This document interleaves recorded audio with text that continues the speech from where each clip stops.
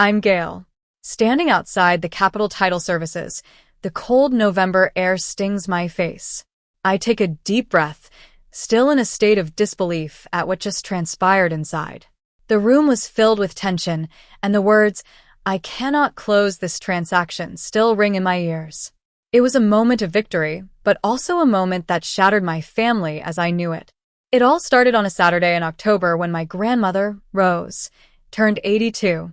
She was a remarkable woman, full of life and love, despite her advancing age. She spent the day baking her famous vanilla cake with buttercream roses, a tradition that predated my birth. She set the table with 8 place settings, using the good plates and arranging a centerpiece of dried hydrangeas from her garden. But, to her disappointment, nobody came. My parents, Henry and Olivia, were off on a luxury cruise in the Caribbean. My brother, Ethan, sent a quick text saying, "Happy birthday, Gran. The cruise is amazing." My father didn't even bother to send a message, and my mother posted a selfie of herself on the deck of the ship with the caption, "Blessed," on her social media. I, on the other hand, had just finished my shift at the law firm where I worked as a junior paralegal. I drove 3 hours from the city to be with her. When I arrived at her house, the porch light was on, but the rest of the house was dark. Inside, the kitchen table told the whole story. The candles had melted down into the frosting, and the ice cream had gone soft. Rose was sitting at the head of the table, her hands folded around a glass of water. She looked at me, as if she couldn't believe I was real. I cut her a slice of cake and sang happy birthday to her. She seemed a bit confused, thinking it was a Tuesday and that she was making the cake for a church bake sale. The next day, while I was helping her clean the house, 2 people knocked on the door. A woman in her 60s, dressed in a Smartwool coat and carrying a leather briefcase, and a younger man in his 40s with a notary seal in a zippered pouch. The woman introduced herself as Sarah Miller from Miller & Associates, an elder law firm. She said that my grandmother had retained their services 14 months ago and that they were there to deliver a manila folder to me. The folder was sealed, and my grandmother's signature was scrawled across the flap. I took it inside and sat at the kitchen table. As I ran my finger along the sealed flap, I recognized her handwriting immediately. It was the same careful script she used to write birthday cards and letters. I broke the seal and found a stack of legal documents, a recorded deed, a trust instrument, a durable power of attorney, and a physician's letter dated 14 months ago. There was also a handwritten note on her personal stationery. It read, "Gail, when they come for the house, open this. Everything you need is here. I love you. I'm sorry. It has to be you." I couldn't stop thinking about those words. When they come for the house. It was as if she knew what was going to happen. That night, I lay awake in the guest room, the folder on the nightstand beside me. I traced the ceiling crack that I had traced since I was a child, thinking about my family and the events that were about to unfold. The next morning, I found a lockbox on the gas meter while taking out the recycling. I knew right away that it was a realtor's lockbox. I went back inside and started looking through my grandmother's mail. I found a listing sheet from a real estate agency called Thompson Realty. The house was listed at $720,000, $60,000 under the market value. In the kitchen junk drawer, I found a purchase agreement. The buyer was a company called Silverstone Investments, and the seller's representative was my brother, Ethan. I called my mother that evening. She answered the phone with her usual bright and managing tone. "Oh, Gail. How's Gran doing? We're having a wonderful time on the cruise.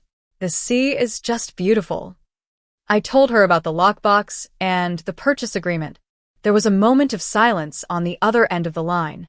Then she said, "Sweetheart, that's being handled. Your father and Ethan have been working with a great agent to find a suitable place for your grandmother. You know she can't keep up this big house on her own." I couldn't believe what I was hearing. "It's her house, Mom. She loves this place," I said. My mother's tone turned cold. "Your grandmother has dementia. She leaves the stove on and she gets lost. She's not in a position to make decisions about a $720,000 asset. Ethan's company is in a difficult situation, and this house can help him get back on his feet. It's the responsible thing to do." I hung up the phone, feeling angry and betrayed. I knew that my grandmother had planned for this. I remembered the day when I was 20, and she taught me to read a lease on the back porch. She was always there for me, signing my first apartment when my parents refused. She was the one who understood me, and now I had to fight for her. I drove to Sarah Miller's office the next day. She explained that 14 months ago, my grandmother had come to her after having an episode where she got lost while driving. She was worried that my mother, Olivia, would sell the house as soon as she couldn't stop her. She wanted to protect the house and choose someone she trusted to take care of her when she couldn't take care of herself. My grandmother had transferred the house into a revocable living trust, the Rose Thompson Revocable Living Trust. She was the trustee while she had capacity, and I was the successor trustee. She also named me as her agent for all financial and healthcare decisions through a durable power of attorney. A neurologist, Dr. Harris, had examined her on the day she signed the documents and confirmed that she had full testamentary capacity. When I got back to my grandmother's house, my brother, Ethan, showed up. He walked in without knocking, as if he owned the place. He smelled of expensive cologne and the leather interior of his luxury car. "Hey, Gail. Just checking in on Gran," he said, as he opened the fridge and helped himself to a drink. I told him that I knew about the listing. He paused for a moment, then his smile turned into a forced negotiation. "Look, I know it seems fast, but my company is in a rough patch. I've got a balloon payment of $850,000 coming due in 8 weeks. If I miss it, everything will be gone. Selling the house will solve all our problems. Gran will get a nice facility, and Dad and Mom will stop worrying." I looked at him in disbelief. "You're selling Gran's house without even asking her. She loves this place, and she doesn't deserve to be treated like this," I said. Ethan's jaw tightened. "Don't make this difficult, Gail. We're family, and family helps family." That night, I found the power of attorney and the listing authorization that they had gotten my grandmother to sign. The signatures were shaky, nothing like the confident handwriting on the trust documents. I remembered that around that time, my grandmother had fallen and been taken to the hospital. The discharge summary noted that she was disoriented and had intermittent confusion. I called Sarah, and she came to the house. We laid out all the documents on the kitchen table. The recorded trust deed, the durable power of attorney, Dr. Harris's capacity evaluation letter, the September power of attorney with a shaky signature, and the listing agreement. Sarah explained that the house had been in the trust for over a year, and my grandmother couldn't sell it as an individual. The September power of attorney was almost certainly invalid, given the medical record. We made a plan. We needed a current capacity evaluation for my grandmother to confirm that the September power of attorney was signed when she lacked the mental ability to understand it. But when I called Dr. Harris's office, I was told that access to my grandmother's medical records had been restricted. The designated family contact was my father, Henry. I called Sarah again, and she wasn't surprised. She said we would file a HIPAA authorization under the durable power of attorney. A few days later, we got the records, and Dr. Harris agreed to perform a current evaluation.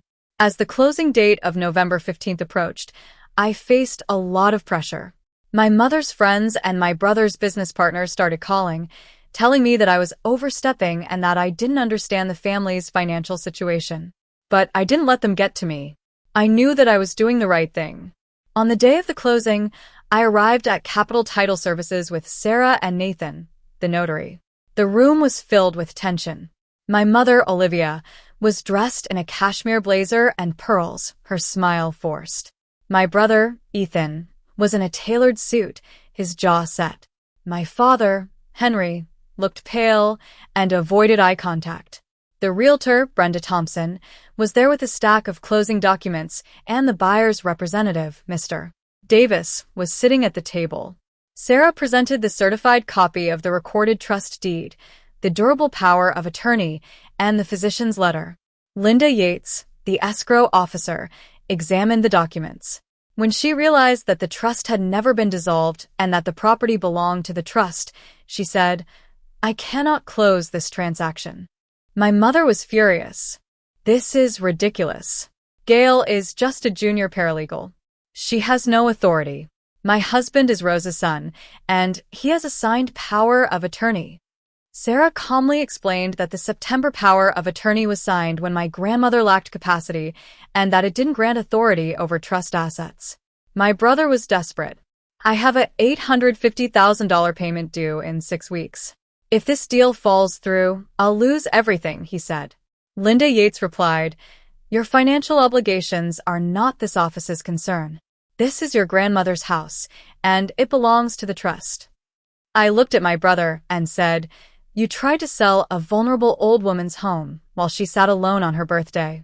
You got her to sign documents when she was confused. You're the one who's destroying this family." After the closing, my brother's company went bankrupt. He had to sell his luxury car and take a job as a project manager for a much lower salary. My mother's reputation in the town was damaged, and she stopped attending the social events she used to love. My father sent me an email saying that he should have done more and that he was sorry. I deferred my bar exam and moved into my grandmother's house. I took care of her, making sure she ate well and took her medication. On a Tuesday in April, I baked a vanilla cake and set it on the kitchen table. My grandmother came in from the living room, holding a crossword puzzle. "Whose birthday?" she asked. "Nobody's. It's Tuesday. We're having cake because it's Tuesday," I said. She sat down, took a bite of the cake, and closed her eyes. "This is my recipe. It's good." "Don't change it," she said. We ate in the kitchen, the afternoon light shining through the window and the prism above the sink throwing small rainbows across the floor. The table, which had been through so much, still stood strong. A person's worth doesn't expire when their memory does. And sometimes the quietest love in a family is the one that stands up and fights for what's right.